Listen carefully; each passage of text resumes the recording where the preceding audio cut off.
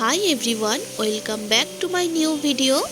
আমি আজ বানাচ্ছি বাহারি বেগুন। তো অনেকেই তো অনেকভাবে বাহারি বেগুন খেয়ে দেখেছেন, তো একবার এইভাবে ট্রাই করে দেখবেন, আশা করি সবার ভালো লাগবে।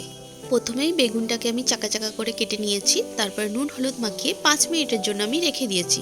তারপরে মশলার মধ্যে নেবো আমি আদা, কাঁচা লঙ্কা আর নেবো অল্প মৌরি। মৌরিটাই এই রান্নার আলাদা একটা টেস্ট নিয়ে আসবে। তো আমি ফার্স্টে তেল দিয়ে দিয়েছি বেগুনগুলো ভাজার জন্য।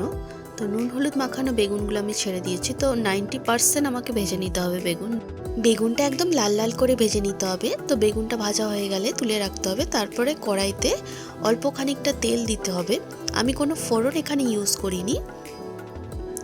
তো মশলার মধ্যে যে মশলাটা বাটা হয়েছিল ওই মশলাটাই দেওয়া হবে, শুধু গুঁড়ো মশলার মধ্যে দেওয়া হবে শুধু হলুদ আর লবণ, আর সামান্য খানিকটা টেস্টের জন্য চিনি দেওয়া হবে। মশলাটা ভালো করে কষিয়ে নিতে হবে যাতে মৌরির কাঁচা গন্ধর ফ্লেভারটা না থাকে। তো মশলাটা কষানো হয়ে গেলে অল্প করে জল দিয়ে দিতে হবে। জলটা ভালো করে ফুটে আসলে অল্প পরিমাণ চিনি দিয়ে দেবো। তারপর একে একে লাল লাল করে ভাজা বেগুনগুলো দিয়ে দিতে হবে। একদম মিডিয়াম টু লো আঁচে রান্নাটা করতে হবে যাতে বেগুনগুলো না গলে যায়। তো উল্টে পাল্টে বেগুনগুলোকে ভালো করে উল্টে পাল্টে নিতে হবে।